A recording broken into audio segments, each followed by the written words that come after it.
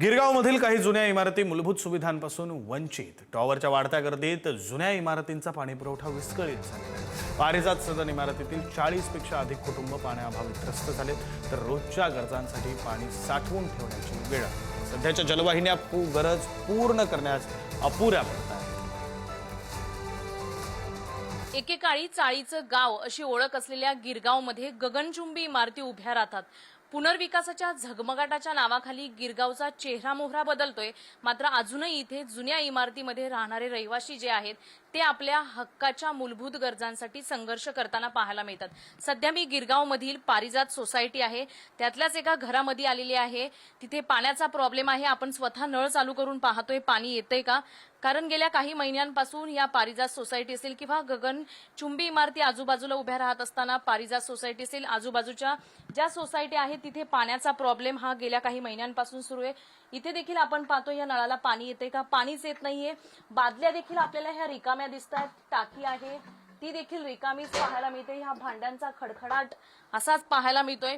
अनेक गृहिणी आपल्या सोबत आहेत। गिरगावमध्ये गगनचुंबी इमारती उभ्या राहतात, झगमगाट गिरगावचा बदलताना पाहायला मिळतोय, मात्र आजही तुम्हाला पाण्यासाठी वणवण करावी लागते का?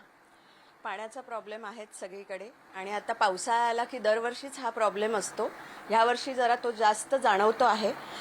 पाणी नाही येत, अगदी अर्धा तास कधी 20 मिनिटं इतकंच पाणी येत आहे आणि आमचा शेवटचा मजला असल्यामुळे 5वा मजला असल्यामुळे आमच्याकडे पाणी येतच नाही म्हटलं तरी चालेल। आलं तर अगदी थोडंसं येतं आणि लगेचच जातं।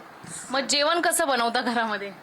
जेवणाचं म्हणजे सकाळी थोडंसं आलं तर, नाही तर हे बिस्लरी पाणी घेऊन येतात। मग बिस्लरीच्या पाण्यावर पैसे देऊन पाणी आणून जेवण बनवायचं?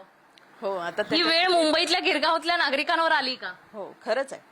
पाणी थोडं फक्त साठवलेलं पाण्यामध्ये, म्हणजे आपण हात धुतो तर पाणी बादलीमध्ये साठवून ते जरा बाथरूम वगैरे साफ करायला, पिण्याचं, कपडे जरा कपडे असतात ते 2 दिवसांनी किंवा 4 दिवसांनी असं एकत्र करून तसे धुतोय। जेवणाचं तर काय, एक तर समजा भाजी केली तर बाहेर पोळ्या विकत आणून ते तसं करतोय।